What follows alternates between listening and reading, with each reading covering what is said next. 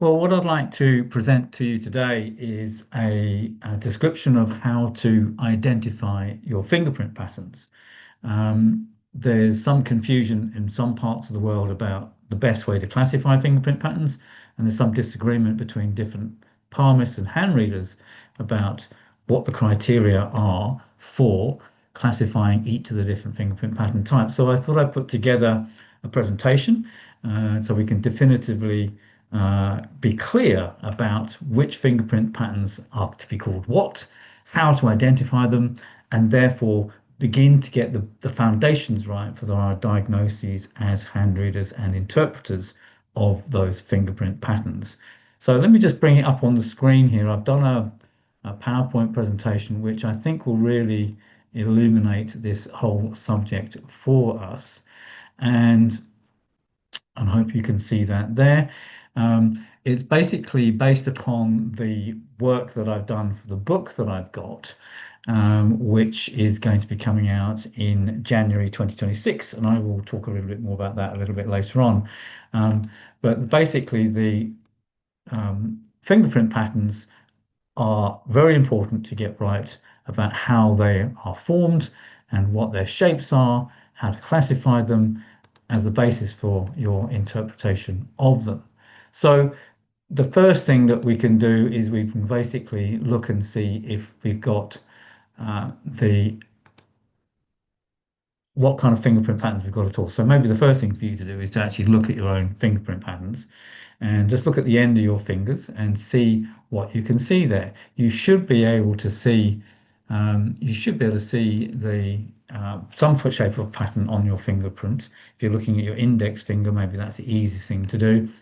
And you'll notice that you've got little grooves in the fingerprints that make particular kinds of shapes. So have a look at those. You might need a torch. You might need to use your phone. Actually, it's a very useful way of doing that.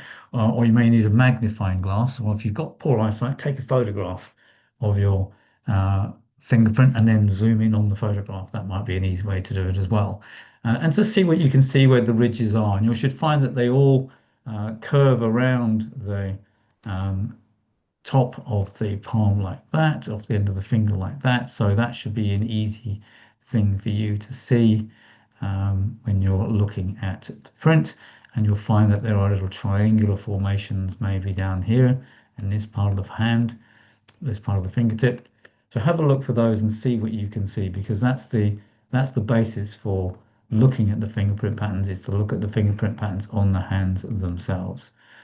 And you'll notice that there are different types of fingerprint patterns, and you may even have different fingerprint patterns on different fingers.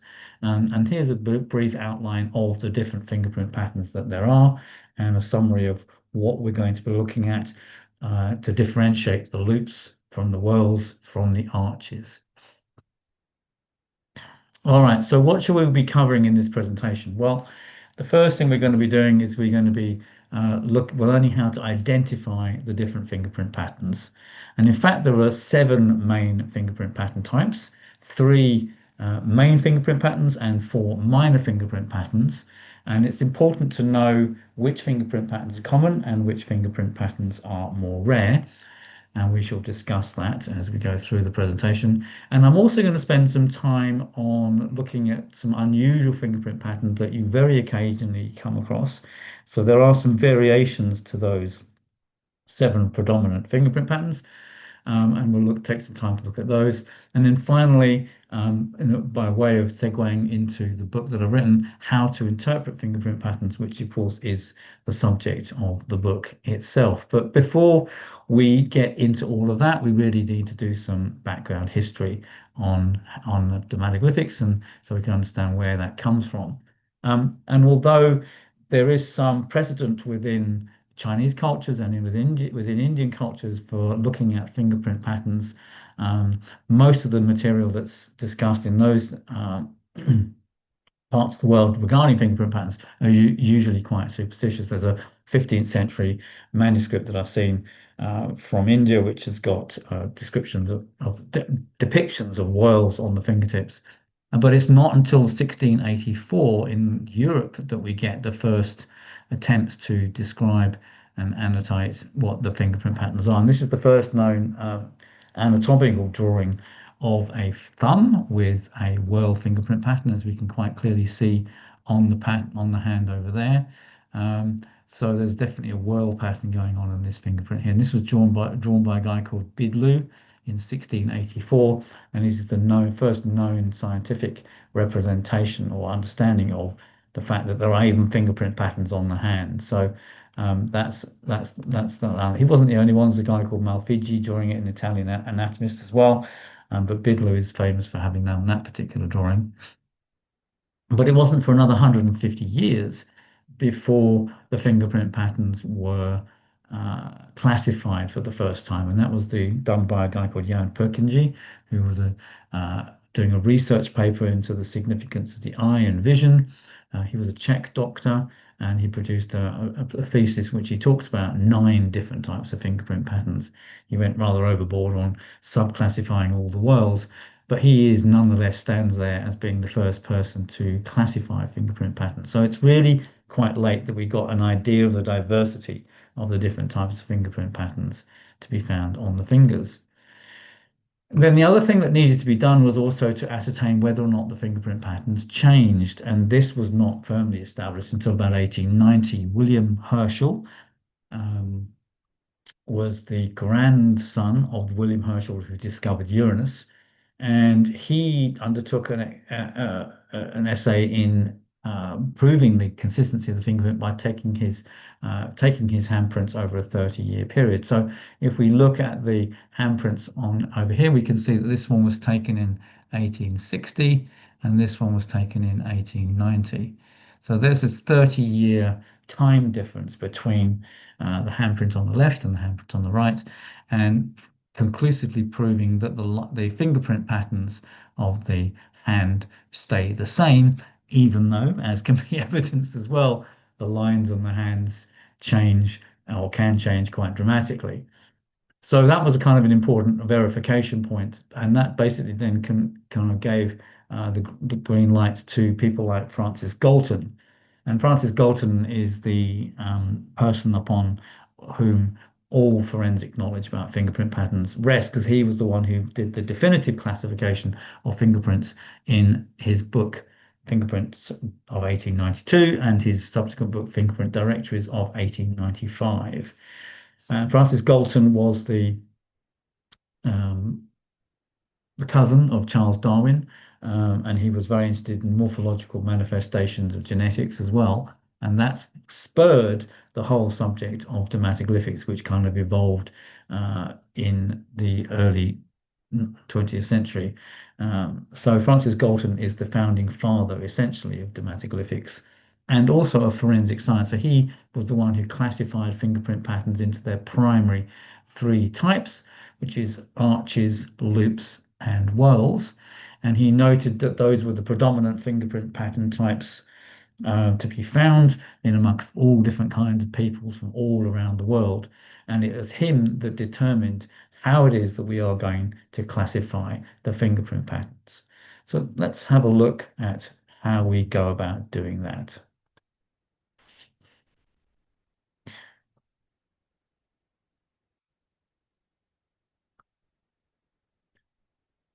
So the key thing to look at when you're looking at the fingerprint patterns is we'll look for the triradius. The triradius is a small triangular formation which you will find on the side of a loop fingerprint pattern. So the loop fingerprint pattern has a little triangular formation to its side like that.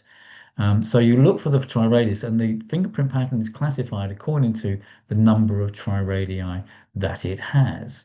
So let's start with the loop fingerprint pattern, since the loop is the most common fingerprint pattern. And I've got 3 examples of the loop fingerprint pattern for you here. And you can quite clearly see the triradius formation right here, right there on the left side of the print. So that's the triradius, and then you can see the curvature of the print going up and around like that. So when you're looking at a fingerprint pattern, you're looking for 2 things. You're looking for the shape of the pattern itself, and you're looking for the number of triradii. As you can see from the loop pattern, the ridges go up there and they recurve around and go back again. So there's this recurving of the loop pattern that makes it quite distinctive. That is what defines a loop. That and having one triradius and so it's one triradius and a recurving loop. Now that triradius may be in various different locations. You can see from this one that the triradius is actually quite centrally located. The central location of it does not matter. The position of the triradius is not as important. The fact is it only has one triradius, and we can see again there is a recurvature of the ridges in the center of that. And sometimes the triradius is right over to the side, as you can see in this particular example here. So this is a much bigger loop pattern. It's got many more ridges in it. The ridge count on this particular pattern will be much higher. But the clear thing, as you can see quite clearly there, is there is this recurving of the loop in the middle. So the loop is to be clearly seen by the recurving of the ridges to make a loop formation, the lariat of the loop, and also that it has one triradius. So that was Galton's definition of a loop fingerprint pattern, that it has one triradius. Now, if you compare that to the arch fingerprint pattern, what we notice in the arch fingerprint pattern is there is no such triradius. So the loop pattern has got one triradius, but the arch pattern has no triradius at all. It is just a little humpback bridge that basically rises up in the middle with no triangulation point. And here's an example of 9 different formations of arches, and you can see that they all have this sort of rising up in the middle. They look like a little humpback bridge, or they look like a kind of maybe like a hill. You could think of it like that. They all have that kind of consistency about them, and some of these are quite high, and some of these are quite low. And some of these you could even argue aren't even an arch. I would probably argue that this one has got a little triradius just there, and that's actually a recurving ridge right there. And the fact that that's a recurving ridge makes that actually a loop and not an arch. So you do have to be very careful how you look for looking at these things as to what's going on. But if it's to be an arch proper, there is no triradius and there is no recurving ridge. Now that's not true of the whorl fingerprint pattern. So the whorl fingerprint pattern very distinctively has 2 triradii. So what you can see with the whorl here is you've got 2 triradii, one on either side of the spiral formation. So again, we're looking for the shape. Look for the shape. The shape is like this spiral in the middle. You can see it's very distinctive in its formation around the middle of the pattern like this. Sometimes they're concentric circles like in this one, or sometimes it's a spiral. The detail of that doesn't really matter too much from our point of view as hand readers. What we want to see is the spiral formation, 1, and 2, we notice that there are not just one triradius, there are in fact 2 triradii, as you can see here. Normally they're placed quite on the side of the whorl in the middle, so you can see them like that. So they're quite clearly marked there like that. But sometimes they are displaced slightly more towards the center of the whorl, like this one on the right. So there's slight variations in their positions, but what makes a whorl is it has this spiral shape formation in the middle, and it also has 2 triradii. And it is the double triradius formation that is what Galton used to classify the fingerprint pattern as a whorl.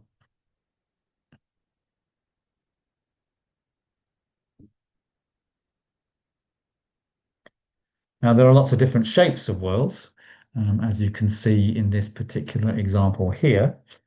Some whorls are very elongated, like the 3 at the bottom. Some whorls are very tight and very constrained and very circular, like the ones at the top. So there's all sorts of different variations. But as you can see with all of these examples, what they all have in common is they have some kind of spiraling shape in the middle, and they all have two tri-radii, one on either side of the print. So it's the triradius and the shape of the spiral in the middle that gives the whorl the definition of it being a whorl. So the arch and the loop and the whorl are very clear and easy to differentiate based upon their shape and based upon the triradii. And in fact, these three patterns together actually account for about 85% of all the fingerprint patterns that you're going to see. That is, the majority of fingerprint patterns are one or other of these three. The predominant fingerprint pattern in the world is the loop, although there are some populations in the world with a large numbers of whorls, and the arch is the less common of these three main patterns. But what you find is people either have loops and arches or they have loops and whorls. You very rarely find arches and whorls together in the same hand. And that's, but it becomes an interesting discussion itself about the distributions of the different fingerprint patterns to be found in different peoples around the world.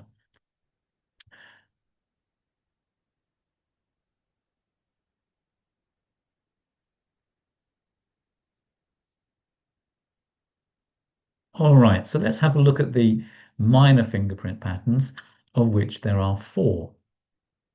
The radial loop, the double loop, the peacock's eye or central pocket whorl, and the tented arch.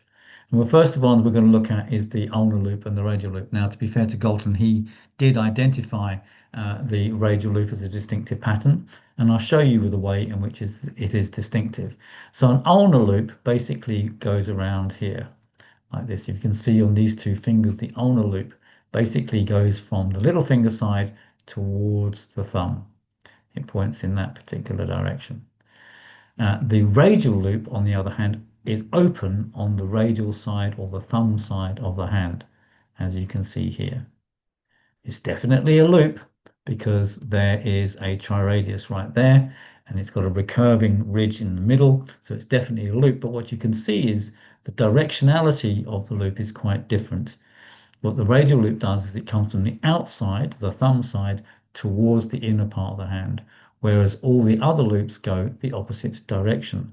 The ulnar loop is by far and away the most common loop pattern to find, and radial loops are actually quite rare, only occurring on about 5% of all digits. However, what is particularly notable about the radial loop is whilst it occurs quite commonly on the index finger, it occurs on about 22% of index fingerprints. So it's the third most common fingerprint pattern you're going to find on the index finger. It is actually really very rare on all the other digits.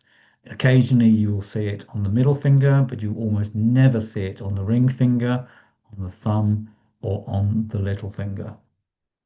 Now, this is really important to note because the radial loop is often overlooked by many palmists. They don't consider it to be an important pattern because of this kind of skewed distribution. But it's really important to note, particularly when you find it on the index finger, and it's probably the most significant fingerprint pattern to be found on the index finger. The fact that it doesn't occur on the other fingers is not really important because the psychological significance of this fingerprint pattern is enhanced by the fact that it's on the finger to do with self-identity. So that's, if you're not familiar with that, you really need to kind of understand the significance of the radial loop and the significance of the index finger and work that out together. It doesn't really matter about the other fingers so much because you're hardly ever going to see it. In fact, I've been looking at hands for so long, I've only actually ever seen one radial loop on a little finger, and that was last week. So it's an incredibly rare thing to find radial loops on any other digits other than the index finger. And what that also means is that we actually don't really know what that signifies at the moment because we just don't have enough examples to corroborate any possible interpretation. However, the radial loop on the index finger is known to us and is a highly significant pattern. When I'm reading people's hands, the hands of people of those who've got radial loops basically they find it's probably the most revelatory part of the handwritten consultation that I do with them.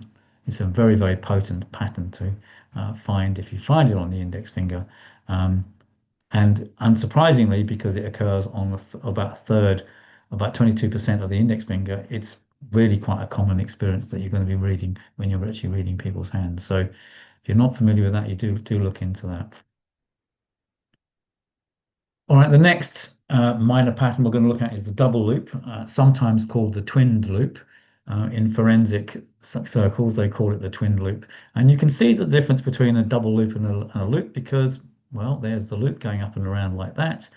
And a double loop is actually made up of two loops.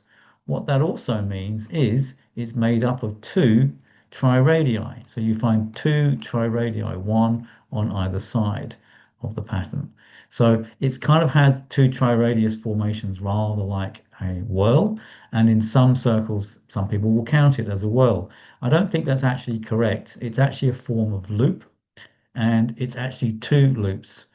It occurs on about 3% of index fingers. So again, it's a relatively uncommon pattern to find on the hand, almost non-existent on the other three digits. The most common place that it occurs is actually on the thumb at about 13% of thumb. So you'll see this relatively frequently when you're looking at people's thumbs, but hardly at all anywhere else.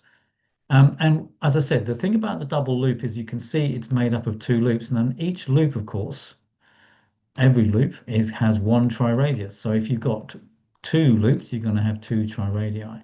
So there are two distinctive triradius formations when you're looking at a double loop formation, but that doesn't make it a whorl. And there's a very big difference between a pattern like this one, where you can see two big loops going in two different directions. And if you actually look at that sort of symbolically, you can see that it's almost like a wave that's crashed over. And moreover, what's happening also, there's a very strong undertow going on underneath that pattern as well. So the double loop creates this kind of tumult and confusion for the person. And for the spiritually minded monks, you probably already noticed that actually the double loop looks very much like a yin yang sign. So let's look at that one there. You can kind of draw it around it like that, and you've got a kind of yin yang sign going on in this particular formation. So that's also a very powerful symbolism for interpreting the significance of the double loop fingerprint pattern, particularly when that's found on the index finger. So it's not very common when it's found on the index finger, but people with double loops on their index finger tend to be very spiritually minded people. Um, so the double loop is a loop pattern, and it breaks the rule of loops have one triradius. It does have two triradii, but that's because it's two loops working together on the same print. The next variant pattern is the central pocket whorl, sometimes called a peacock's eye. In palmistry circles, they tend to call it a peacock's eye. I think that comes from Indian palmistry traditions because, of course, the peacock is a native bird for that part of the world. I was looking at peacocks recently, and I was looking at them, going, their tail feathers don't look anything like a peacock's eye. So that's the idea, that it looks like the tail feather of a peacock, and I actually don't agree with that. Um, what it does look like to me is it looks like a whorl inside a loop. So let's have a look at that patterning again. So we've got the chiradius on the side over there, and then we've got a loop pattern that comes up and around like that. So that's your classic formation for a loop. So it is a loop, but it's got a whorl inside it. And in addition to that whorl, what becomes clear that it is in fact a whorl is you've got this secondary triradius in the middle of the pattern. So it conforms to all the definitions of a whorl. It has a spiral shape in the middle, and it has two triradii. And if you've got two triradii and you have a spiral pattern in the middle, then you've got a whorl. So that's basically what it is. It's not a kind of loop, it's actually a kind of whorl. And for practical purposes, I think it's worth characterizing this as a whorl. Even on this one, even though the spiral isn't that well formed, you can see there's a triangular formation right there, as well as the extra limital triradius, which is going to be down here. So the The peacock's eye, or the compound, or the central pocket whorl, is I think it's best known. That's the term that they use in forensic science, the central pocket whorl. So try and get used to using that. Basically, indicates that this is a form of whorl. And as you can see from this pattern, that's very kind of clear when you sort of step back from the pattern a little bit. As I said earlier, it doesn't really matter where the triradius is it on the side or in the middle. If there's a spiral shape and two triradii, it's a whorl. Now, the peacock's eye is only relatively common on the ring finger. Now, the central pocket whorl sometimes will sit on the ring finger, about 6%, but it's extremely rare on other fingerprint patterns. Almost never seen on the thumb, almost never seen on the middle finger. And it's probably worth noting that the because it's a whorl inside a loop, this can actually be an ulnar central pocket whorl, or it can be a radial central pocket whorl. And clearly, if it's going to be a radial central pocket whorl, that is going to happen more commonly on the index finger. And that is, in fact, what you find in the hands of people like Jimi Hendrix. All right, the tented arch fingerprint pattern. So this is probably the fingerprint pattern that causes the most confusion for people, or the most debate and argument for people. As I said earlier when we're talking about the loops, the most important thing about the loop is the recurving ridge. Yes, it has one triradius, but it also has a recurving ridge. And what you can see from these patterns is the tented arch, it has one triradius, and the triradius is kind of quite centrally located, like there, but it has no recurving ridges. Instead, the ridges rise up and flow over the top of that central spike. Now, when they were discussing this in the 19th century, everyone had tents and they were going camping in the army and stuff.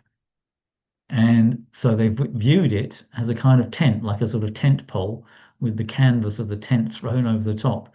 And that's why it's called a tented arch. It looks like a tent over a pole. Um, as I say, so that's the key thing. There is no recurvature of the ridges whatsoever. If there is a recurving ridge, like we saw in that example with the arch, then it's not a tented arch, it's a loop. The fact that this triradius is centrally located is neither here nor there. That's not the primary thing. The absence of a recurving ridge is what makes this a tented arch. So like a loop, it's got one triradius, but unlike a loop, there's no recurving ridge. And the tented arch is the most rare fingerprint pattern of all. It only occurs on about 1% of all fingerprint patterns. And it's really uncommon even on the index finger. It is the rarest fingerprint pattern of all. So here you can see some different examples of it. Sometimes it has a very high ridge like that, going right up the middle. As you can see, no recurving ridges there. It's going right up and over. And sometimes that triradius is much smaller. So as you can see here, there's a little triangular formation going there, hardly any little ridge at all. But it's still a little spike that's going up. So there are different degrees of elevation of the tented arch, which you may take some significance into. But basically, the tented arch is such a rare pattern. Um, it's uncommon on the index finger at around 4% of index fingers. But not only is it uncommon on the index finger, it's very rare on the middle finger, extremely rare on the ring finger, and almost non-existent on the little finger, and never found on the thumb. 0.0006% on the basis of population studies of about 2 million people is a pretty conclusive indication that it's almost non-existent on the thumb. So what's significant about all of this is that therefore what that means is you will very rarely find more than one tented arch on a hand. If you see more than one tented arch on a hand, you're probably misclassifying the fingerprint pattern. You'll never see it on the thumb, you'll never see it on the little finger, you'll probably not see it on the ring finger. Occasionally, yes, you do see it on the middle finger. I've seen a few of those, but it's really rare even there. So it's to have more than one tented arch is already a very rare and special thing. If you're going to find it, it's going to be on the index finger. So be very careful about how you classify this fingerprint pattern. Look for the recurving ridge and don't misclassify this print. It's really important if you're going to get your diagnostics right about the significance of this particular pattern. So as I said, these four minor patterns are really very rare indeed. It's very rare that you're going to find more than about 5% of fingerprint patterns are going to be radial loops. About 4% of fingerprint patterns are double loops. About 3% of fingerprint patterns are central pocket whorls. And about 1% of fingerprint patterns are tented arches. So they are really, really rare. That's only what's that, 12, 13% of fingerprint patterns are any of these four types of minor fingerprint patterns. So you put that together with the prevalence of the three major fingerprint patterns, and these statistics are for a European British population, and you'll see that altogether, these fingerprint patterns actually make up 99% of all known fingerprint patterns. So basically, once you've classified these different seven and you've got them quite clear, you're basically going to have covered just about every fingerprint pattern that you're going to come across in the normal course of a hand reader's day. It'd be really rare to find something other than those seven. But once you've got those seven, you've kind of got an idea of the parameters that you're working with from the point of view of interpretation. And it's really important to know something of the uh, frequency of the distributions of these patterns because you won't understand the significance of a radial loop on the index finger if you think it's just like the same as a loop or it could occur just as randomly on that finger as anything else. Once you understand the rarity of the fingerprint pattern, then you start to understand its significance within the consciousness of that person. And Andres J. Washington in the US is a big exponent of this particular approach to dermatoglyphic assessment, looking for the most unusual fingerprint patterns, because it is the fact that unusual people will have unusual fingerprint patterns and exceptional people will have exceptional fingerprint patterns.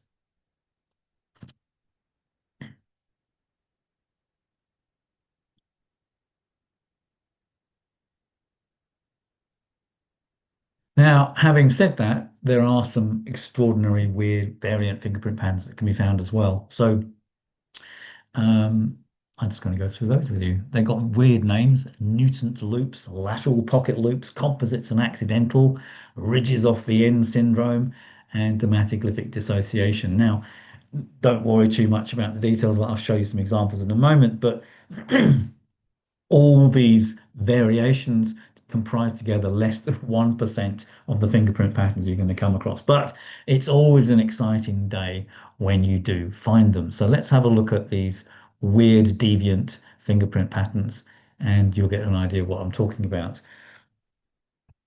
One of the rarest patterns is called a mutant loop. Um, and you can see that from the diagram there. The mutant loop basically is a loop pattern where the loop itself kind of is aligned more horizontally on the palm rather than rising up, or it's kind of falling down a little bit, as you can see in this particular example here. So there is this kind of, it's sometimes called a falling loop.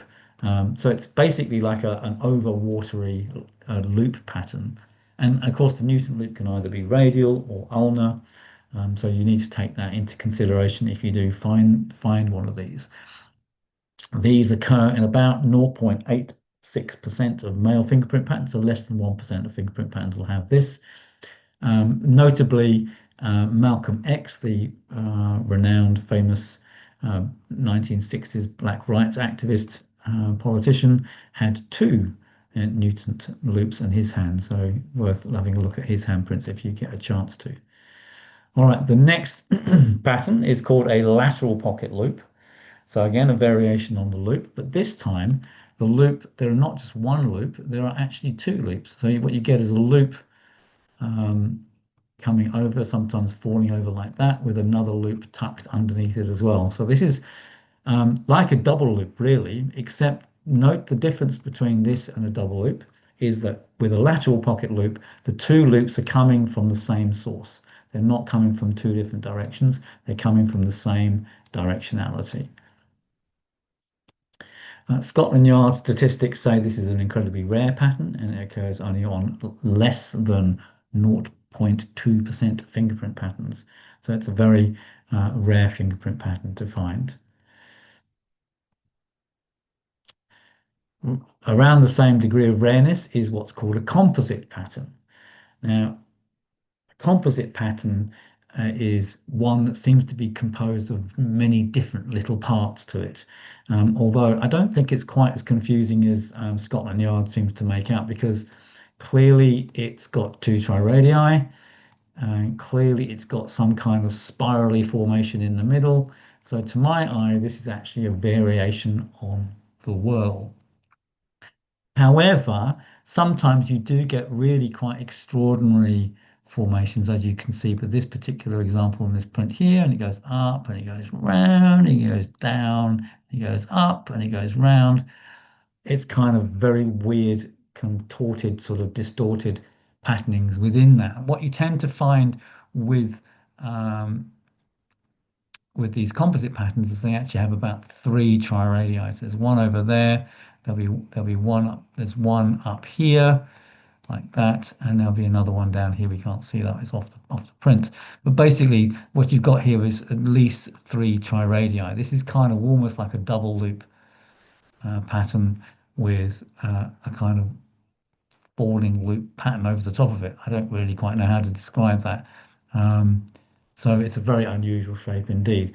Certainly, anyone with these kind of patterns should be very wary of leaving their fingerprint patterns anywhere, because they're so rare they'll be very easy to identify them, should that be necessary. So look at the shape of the pattern and describe the shape of the pattern. That's the way to proceed if you find one of those. But composite patterns are unusual, and they kind of form a kind of category of strangely weird and unusual patterns, as do accidentals. Although again, it seems to me that an accidental is just a variant form of whorl pattern, although the triradii aren't particularly well easily to see in these particular ones. But in order to make a whorl-shaped pattern at all, there must be a triradius there. But these are only found on 0.046% of fingerprint patterns according to Scotland Yard, so they are incredibly rare as well, and therefore not something that I would expect you to see very frequently. Just know that they exist. And then there are occasions when actually you can't work out what the fingerprint pattern is at all. Schaumann and Alter produced a couple of examples in their seminal book, Dramatical Effects of Medical Disorders, as you can see from the illustrations on the left. Sometimes the ridges just don't really form into a particular pattern at all. And it becomes unclear as to what they actually are. And sometimes, as within the one on the right, there seems to be so much dissociation of the ridges themselves that it's completely you're unable to actually identify the fingerprint pattern at all. If you can't identify the fingerprint pattern, you can't say anything about it. That's as simple as that, really. Um, the only significant thing maybe with the ones from Shaman and Alter is that though they took a lot of handprints of people with genetic disorders, so there may be some genetic malformation associated with that particular skin ridge pattern. Don't know. I've never seen them in person, just know that they exist. This one I have encountered, and this is probably the weirdest fingerprint pattern of all. It's called ridges off the end syndrome. There's a guy called T.J. David who did some papers about it in the early 1970s. He found a family with lots of different examples of it. He proved conclusively that this pattern is a genetic pattern because of its incidence in this particular family. But what I want you to notice is look at this. It's kind of like an extremely tall tended arch, which is how people have talked about it, as very tall tended arch patterns. You can see it does that. But what it does that's different from a tented arch is instead of the ridges recurving over the top, like we get the tented arch, you could probably argue that one actually is a tented arch since it does recurve over the top. What we get is these ridges that go off the end of the finger, and that's why it's called ridges off the end of ridges off the end syndrome, because scientists are really good at making up really good names for things. There you go. So it's kind of going up there like that. So that is the nature of that pattern. It's called ridges off the end syndrome. And honestly, I think it's almost impossible to make any kind of significant interpretation of that.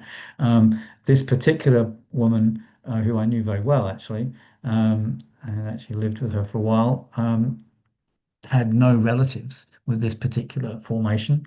You can see again, look at these patterns on the letters. I've just gone put them through 90 degrees so you can really see the way that the ridges sort of surge off the end of the fingers like that. Um, they just don't conform to the usual parameters of a fingerprint pattern.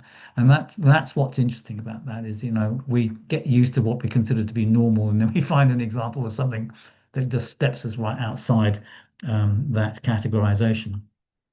You could see she had loops on the thumbs, but all the other fingerprint patterns where they had this sort of strange tented arch type appearance like that she had there. So ridges off the end syndrome, an extraordinarily rare fingerprint patterning that you very rarely get. And if you ever see one, please let me know and send me a copy of the handprints.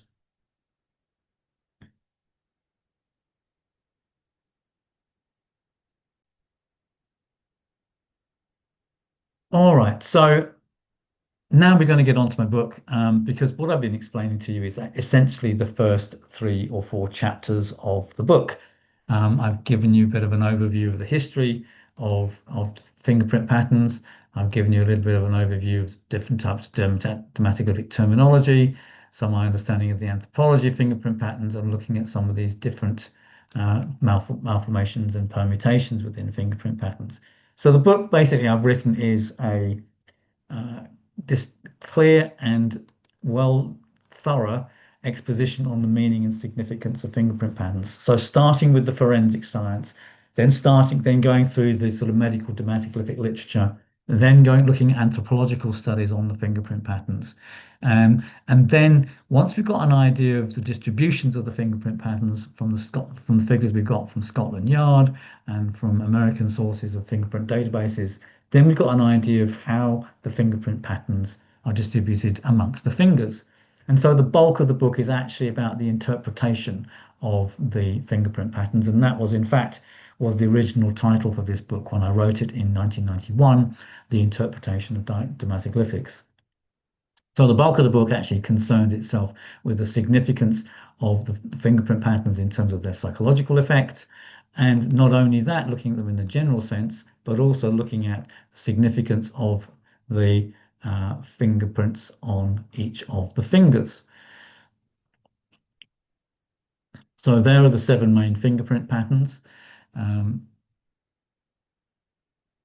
and they are all discussed in turn. The psychological significance of the fingerprint patterns. So that's basically giving you a general outline of what these fingerprint patterns signify. And then a thorough exposition on the significance of each of the fingerprint patterns on each of the digits. Um, so this book was basically published in 1991, and I used it as a study book for my students, and I gave it out as a handout for them. People like Johnny Fincham and Lynn Steele and Felicity Booth all studied this book 30 years ago, and basically that forms the basis for their own approach to hand reading today. I also discussed the palmar dermatoglyphics. So, in addition to the fingerprint patterns that you have on the fingers, there are about 17 or 18 distinctive patterns that you get in the palms of your hands as well. So, I give a presentation on the significance of these as well. So, you better look not only on your fingers, but also in the palms of your hand to see what those mean. And not to be outdone, I also include the scientific findings about fingerprint patterns in the medical dermatoglyphic literature. So they've discovered all sorts of things about the significance of fingerprint patterns for genetic possibilities of disease, congenital heart defects, cognitive impairments, and things like Down syndrome as well. So there's a lot of scientific literature that has been produced they've investigated the fingerprint patterns and found these patterns significant in certain conditions. The bibliography contains a list of all the most useful scientific references and journals that I found that you can look up for yourself as well. But when we're looking at the hand from a genetic point of view, the genetics of the hand, I think, are just the physiological component of the karmic point of view. So I think there is a sort of karmic level to the interpretation of the fingerprint patterns too, and I include a chapter on that as well. And lastly, in the appendices, we've got an appendix on the different distributions of the fingerprint patterns. So that's, as I said, that takes statistics from my own studies and from Scotland Yard statistics in 1905, 1954, and 1977. I'm actually going to offer that as a free PDF. So if you'd like a copy of that, send me an email to reddragon@extra.co.nz or to masterhandreader@gmail. And if you send me that, I will send you a free copy of that PDF. So you'll have a document where you can look at the distributions of the fingerprint patterns for yourself so you know how common each of the fingerprint patterns are. And then the second appendix looks at the embryogenesis of the fingerprint patterns, so you can understand when and how they're formed in the womb, because the fingerprint patterns are formed in the womb by the 16th week of gestation. And then to top it off, I've also included some analyses of some famous people's fingerprint patterns. As I mentioned earlier on, Andrews Washington in the US has done some remarkable statistical studies on the distribution of fingerprint patterns and has pointed out that there are certain people who are quite remarkable who have quite remarkable fingerprint patterns. John Lennon, Jimi Hendrix, and Malcolm X being three of those. So now that we know what their fingerprint patterns are, I've done an analysis of their personality based upon their fingerprints patterns alone to show you how you can do that for yourself from your own assessment of your fingerprint patterns. All right. And as I mentioned, this book has been studied by many people for many decades. So this book is not just a kind of theoretical outpouring of my mind from 30 years ago. It was well tested in those days and has had been road tested for 30 years by various professional hand readers around the world. And also Richard Webster and Andrew Fitzherbert have endorsed the book as well. And you may know Andrew Fitzherbert, probably one of the best palmists that have been who's still around, written some extensively good books in the 70s and 80s. So yeah, so it's highly recommended as a study text, and you will find it the most comprehensive book on fingerprint patterns that you will find. Um, it is available from the 27th of January in 2026. And if you can't wait for that order long, you can actually pre-order your book from Collective Ink Books, which I think will take you through to the Amazon website. So you can actually pre-order it on Amazon and get it delivered to your door quickly. It is the most definitive guide to the fingerprint patterns and the palmar patterns of your hands. And it is an indispensable book to have in your collection and be a very useful book for your hand reading practice as well. So yeah, get your orders in now or get yourself ready to buy on the 27th of January in 2026. If you'd like to find out more about myself, well, you're on my YouTube channel, so you probably already know about me there. I have a website, handreading.nz. I'm on Facebook and Instagram, of course. And if you'd like to actually study hand reading with me, then I invite you to apply at patreon.com, which is where I do my tutoring.